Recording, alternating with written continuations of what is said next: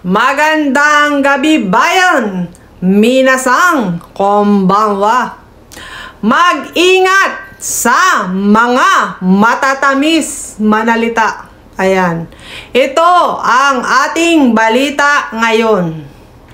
Isang lalaki ang arestado at siyam na kasamahan ng mga ito dahil sa pangungumbinsi. Ayan. Siya ay si Hajime Sumi, 45 years old. Siya ay tinalagang effective manager ng isang Philippine company sa Pilipinas. At siya ay nagbebenta ng mga unregistered corporate bonds kasama ang siyam na kasamahan nito. Ito guys, yung mga hindi rehistradong corporate bonds na ibinebenta nila bilang investment sa kapwa nila mga Japanese. Siyempre nga, sabi ko sa inyo, mag-ingat sa mga matatamis na pananalita. Ang mga investment scams guys, or ang pagbibenta ng mga ganito guys, ay ginagamitan siyempre ng magagaling na pananalita. Katulad na lang ng sinasabi nila guys, na parang pag-ibig. Hubugot pa nga yan. Ayan. At tulad na lang sinasabi nila na kapag nag-investment ka ng 1 million yen, ay tutubo ng 24%. O magkano yung 24% sa 1 million yen na i-invest mo. At sinasabi nila na magandang mag-invest sa Pilipinas. O, bakit hindi na lang sa Japan sila mag-invest, at sa Pilipinas pa? Ayan. Kaya, marami nang naluloko ng mga ganito. Hindi lang ganitong mga,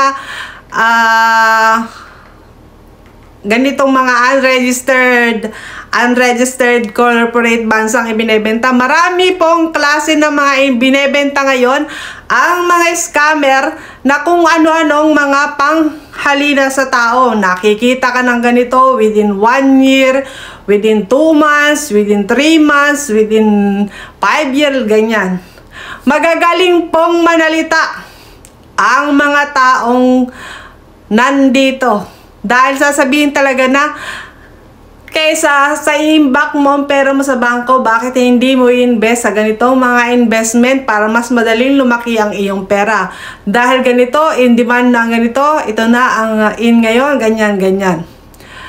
Mahahalina at mahahalina kayo sa mga taong may ganitong business guys. Ito, isang Japanese ang nagreklamo sa kanila, hindi lang isang Japanese.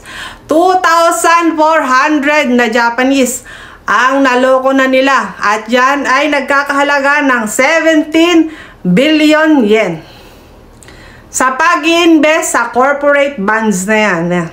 Hindi ko alam kung anong punot dulo nila, basta sila inaresto. Ayan guys.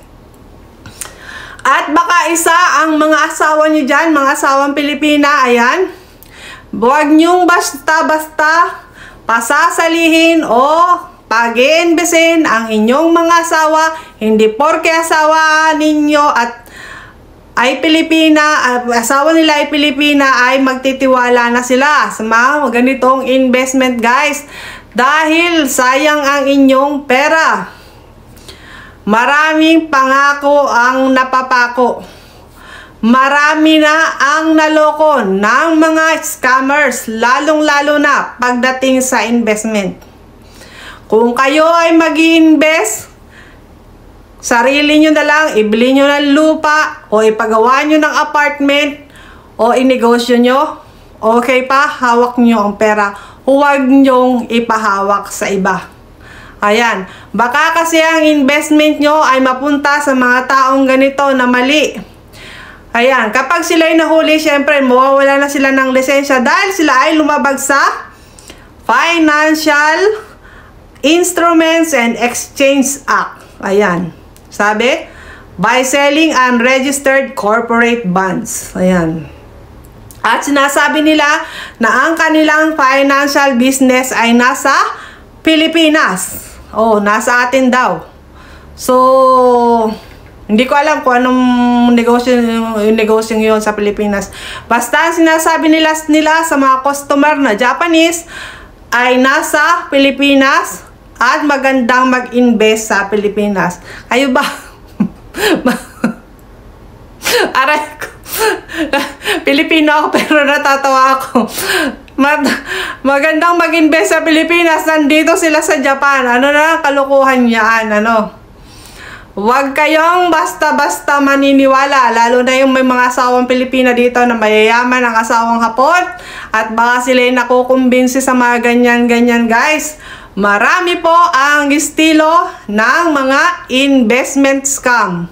Kaya mag-ingat na lang po tayo. Ito isang paalala ko sa inyo.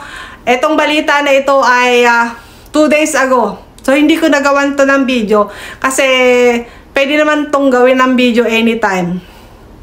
Kumbaga kahit hindi naman i-latest ano. Pero ito 2 days ago nung ibinalita sa TV. Ayan guys. So warning ko lang po yan sa may mga asawa or kahit kayong mga Pilipina na mayayaman dito sa Japan.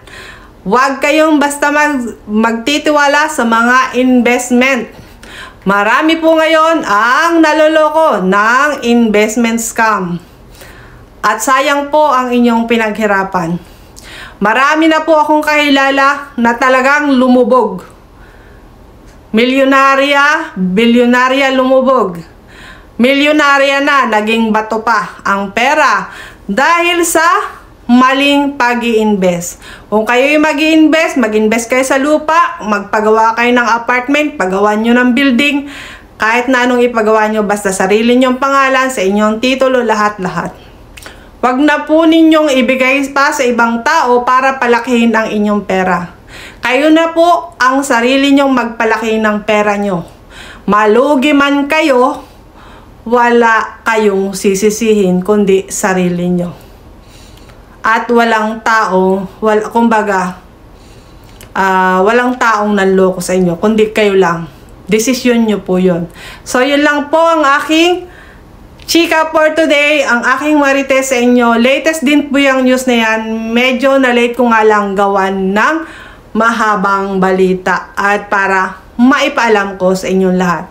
Mayroon po tayo ditong translation in English and Tagalog po. Yan pong balitang yan ay kinuha natin sa ANN News. Mache-check nyo po sa ANN News channel. Ayan guys. So, maraming salamat po sa inyong panonood. Ipa-flash ko na lang dito yung mga ibang video. So, yan nga guys. Sabi ko sa inyo, kung walang marites, malilate kayo sa latest. Thank you so much for watching.